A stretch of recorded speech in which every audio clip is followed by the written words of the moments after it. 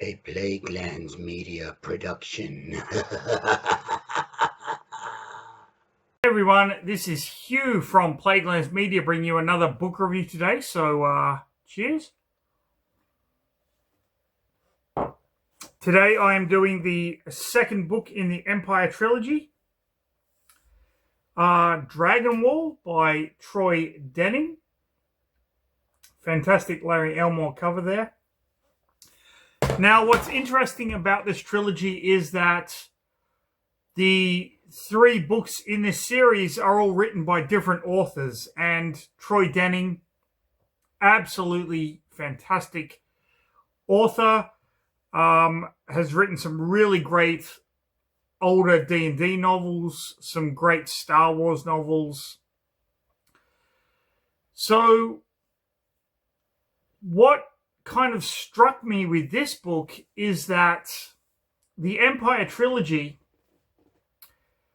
is really taken from three perspectives. The first book, Horse Lords, which I've read and reviewed on this channel, is taken from the point of view of the Kugan Horde. You can kind of guess that they're supposed to be like the Mongols, Genghis Khan and whatever. Dragonwall is taken from the kind of perspective of the Chinese, the Shaolong in this case, after the Kugan Horde break through the Dragon Wall. And then it moves on to Crusade by James Lauder, which is obviously the Western side of things, but Dragonwall, again, another book that my brother was like, you've got to read this trilogy, and I never did. But I've read the second one now. This book was freaking awesome, but it was awesome in all the wrong ways. Now, what I mean by that is the characters that you wanted to die live, and the characters that you wanted to live die. It is a brutal D&D novel from the early 90s, and just absolutely fantastic. So basically, if you've watched the Horse Lords review, you know that they broke through the Dragon Wall because the head of the Kugan Horde, there was an assassination attempt, and he is going to kind of get revenge. Now, this book isn't written from the point of view of the Kugan Horde. It's written from the point of view of the Shaolong Nation, the Emperor and his generals and whatnot. And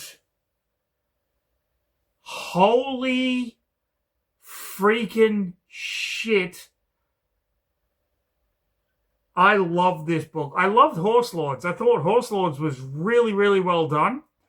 But by the trilogy having one book written by one author and the point of view of this nation, and then one book written by one author and the point of view of this nation, and one book written by one author, point of view of this nation, it just works so well.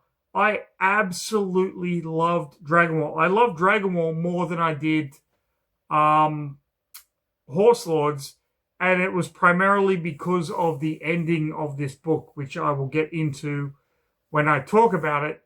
But you need to go back and read these early Dungeons and Dragons novels. They are just fantastic, especially when you have a trilogy written by three different people. Now, I've experienced this before. There are Star Wars series where different authors write different books, and they're fantastic. Not to this extent, though. This was an eye-opener, and I'm not saying this because I love Troy Denning as a writer. I really do. I think he's a fantastic author. But putting the reader in the point of view of the Tugan Horde in book 1, and then putting them in the mindset of the invaded country in book 2, and I've only started book 3, so I can't really kind of speak to that. I don't know, it just felt fresh and new and brilliant. Even though these books were written in the 90s, it's just a level of the Dungeons and Dragons fantasy fiction that we're not getting anymore. That's all I'm going to say. So, with that said, I am going to now go into a spoiler-filled review of Dragonwall.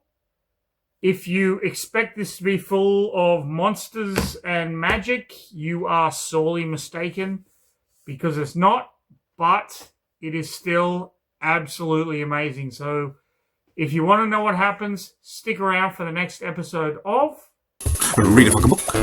Read a fucking book. Read a fucking book. People. Okay, so cheers everyone for sticking around.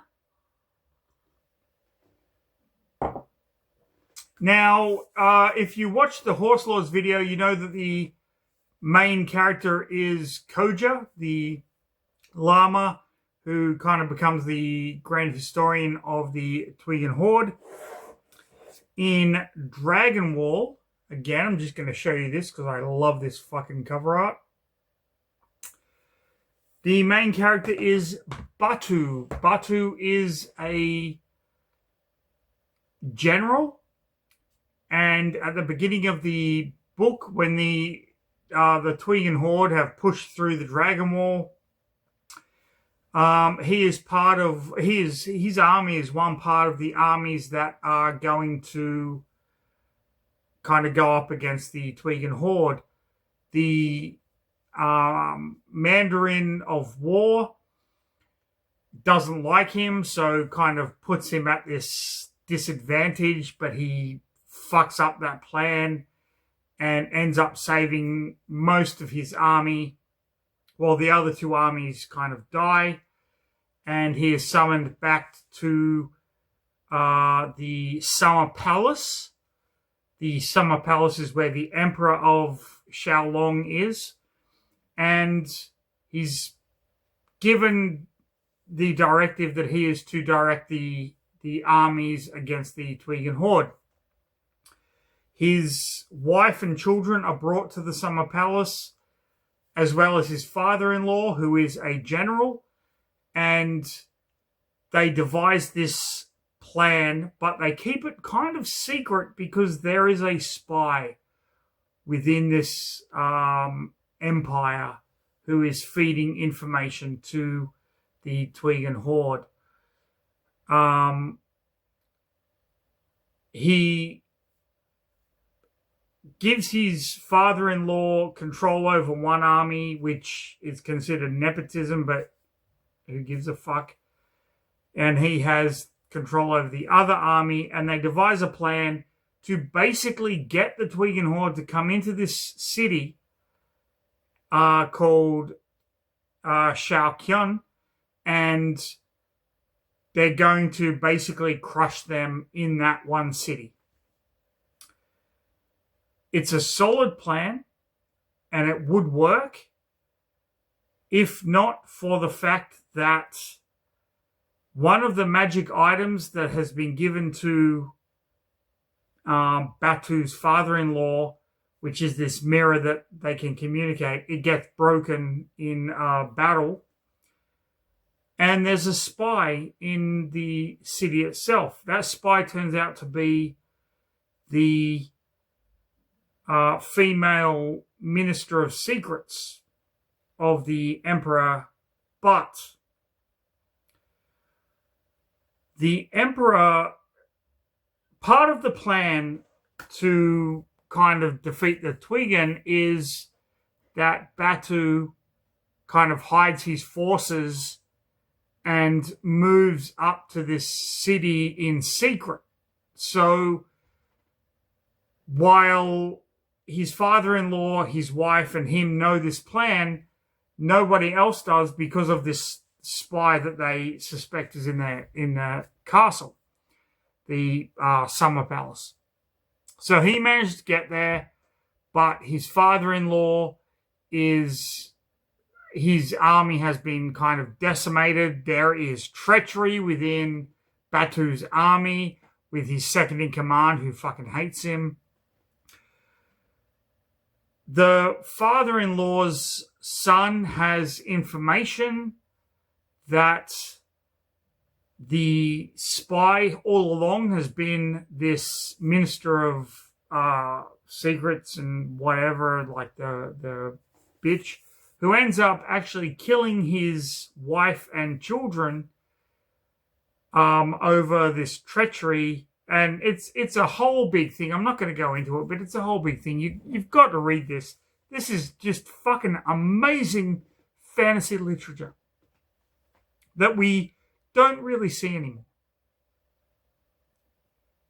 So the Tugan Kahan, which we saw in the first book, basically tells this guy, listen, I know that who I thought sent the assassins didn't send the assassins, so the war's over. I'm just keeping this territory and take this back to your emperor. So Batu takes his information back to his emperor, and the emperor is okay with it, but Batu is like, I'm not okay with it. You were supposed to protect my wife and kids. You didn't. So fuck you. I'm a Ronin now. And Batu goes and joins with the Tugan Kahan. Yuman, I believe his name is. So the plot then takes another turn where they're like, you know what?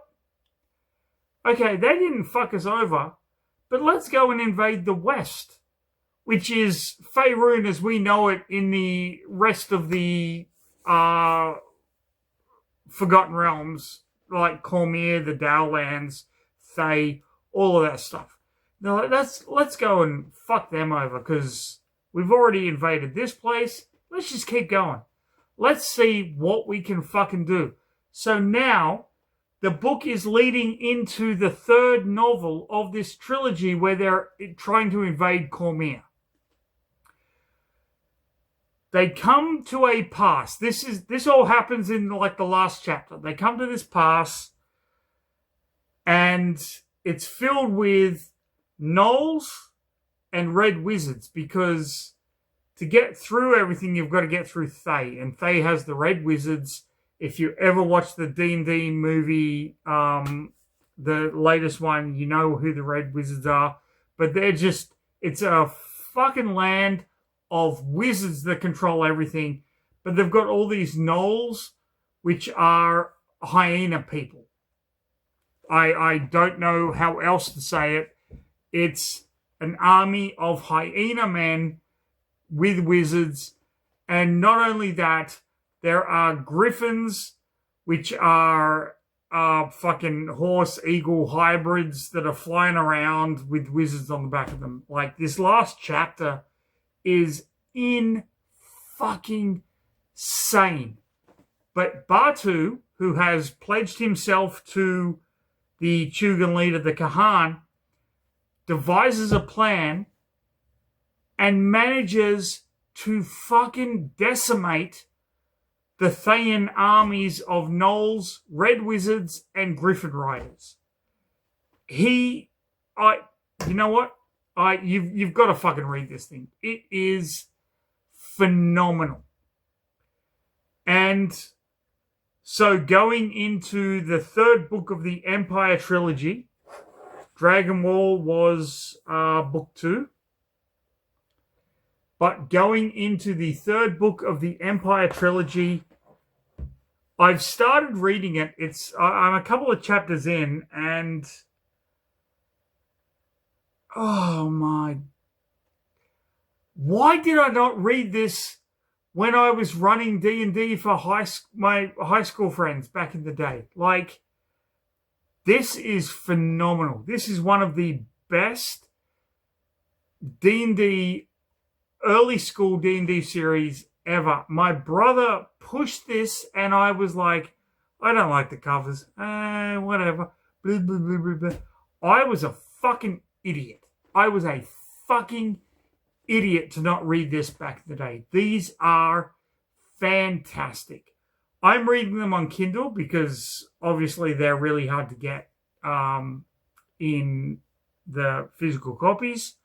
But I urge all of you little Plaguelanders out there, the Empires trilogy, Forgotten Realms, Dungeons and Dragons, just read them. They are so good, so much fun. Reading Dragonwall, I read this on the train because it's a Kindle book, and I read it on my phone when I can't get a seat on the train, whatever. And when characters turn and you get these plot shifts, I literally, what the fuck? And then realized, oh shit, I'm on a train and there's people around me who know what I'm saying. This was a fantastic novel. I would recommend this to every single one of you little Plaguelandians that watch this video. And I cannot wait to give you the review of the third book in the series, Crusade, just because I know more about Cormier and the Dale Lands and whatnot than I do about this. But this has made me want to go back and look up everything about Kara-Tur, the world that this is kind of set in, the land this is set in. It's just one of those books that you just read and regret, because had I read this back in the day, I would have incorporated some of the stuff into my D&D campaigns, but I didn't. I was so focused on the other stuff that I ignored what was there. And it is fucking phenomenal. So please, all my little Plaguelandians out there, the Empires trilogy, the Maztica trilogy, go and read them and enjoy the sheer fantastic stupidity that they bring to your life. Because that is all it is. It is literally, I'm reading this going, that is so fucking dumb. I love it. That is stupid. I would have put that in the game. That's all it is. These books are phenomenal. These authors are phenomenal, and they deserve the credit online that you can give them. So with that said, everyone, please have a fantastic rest of your day. I'm going to cheers again. Stay safe, but most important of all, please read a fucking book, people.